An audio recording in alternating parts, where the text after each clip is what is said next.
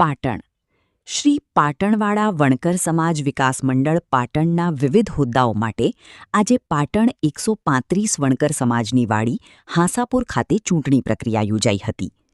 ચૂંટણી અધિકારી તરીકે રસિકભાઈ મકવાણા વાલમની નિશ્રામાં બેલેટ પેપરથી મતદાન યોજાયું હતું, જેમાં સમાજના કુલ 187 સભ્યોએ ઉપસ્થિત રહી મતદાન કર્યું હતું. મતદાન પ્રક્રિયા પૂર્ણ થયા બાદ 135 વણકર સમાજની વાડી ખાતે જ મતગણતરી હાથ ધરવામાં આવી હતી અને મતગણતરી પૂર્ણ થયા બાદ ચૂંટાયેલા હોદ્દેદારોના નામોની સત્તાવાર જાહેરાત કરવામાં આવી હતી.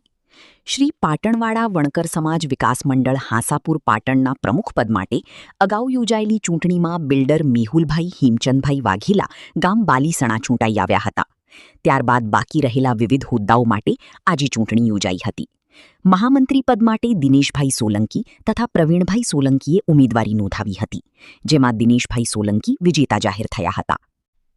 4 ઉપપ્રમુખ પદ માટે કુલ 11 ઉમેદવારો ચૂંટણી મેદાનમાં હતા, જેમાં નરેન્દ્રભાઈ એલ વાણિયા, નરેન્દ્રભાઈ રાઠોડ, વિનોદભાઈ પરમાર અને નટવરલાલ મછાવડા ઉપપ્રમુખ તરીકે ચૂંટાઈ આવ્યા હતા.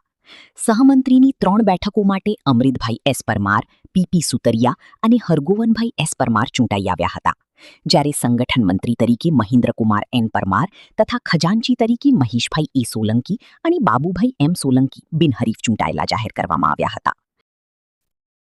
પાટણવાળા 135 પાટણવાળા વણકર સમાજ વિકાસ મંડળ હાંસાપુર, જિલ્લો પાટણ, મુકામ પાટણ ની આજરોજ કારોબારી દ્વારા સભાસદો હોદ્દેદારોની આજે ચૂંટણી કરવામાં આવી છે. આ સંસ્થા 1983 થી રજીસ્ટર થયેલી છે, પરંતુ આજ સુધી એમાં ચૂંટણીનો સમય આવ્યો નથી, પણ આ વખતે એમાં ચૂંટણીનો સમય આવ્યો છે અને ચૂંટણી ખૂબ સૌહાર્દપૂર્ણ વાતાવરણમાં, ખૂબ સારા વાતાવરણમાં, સહાનુભૂતિપૂર્વક વાતાવરણમાં અને સૌના સહકારથી ખૂબ સરસ નું આજે પરિણામ આવ્યું છે. મહિના પહેલા આપણે આ સમાજ વિકાસ મંડળના પ્રમુખશ્રીની ચૂંટણી કરવામાં આવી હતી. એ ચૂંટણીમાં 2 ઉમેદવારો અમારા ભેલા હતા. એમાં એક મેહુલભાઈ એચ વાઘેલા જો બાલીસણા ગામના છે અને હસમુખભાઈ દિવાન જે ઉનાવા ગામના છે એ ઉભા રહેલા હતા. એ સમયે શ્રી હસમુખભાઈ દિવાનને 23 વોટ મળ્યા હતા અને શ્રી મેહુલભાઈ વાઘેલાને 44 વોટ સાથે પ્રમુખ તરીકે વિજેતા જાહેર કરેલા હતા. જે હોદ્દેદારો એના મહિના પહેલા મીટિંગમાં મારી પ્રમુખ તરીકે વરણી થઈ હતી. પ્રમુખ તરીકે આ સંસ્થાનો વિકાસ કરવા માટે સૌપ્રથમ તો આ જે ઇમારત છે જેમાં આપણે બેઠા છે બહુ જર્જરિત છે. હવે આ ઇમારતનું એક પુનર્નિર્માણ કરવાનું છે, એ સૌપ્રથમ અને મુખ્ય એજન્ડા છે.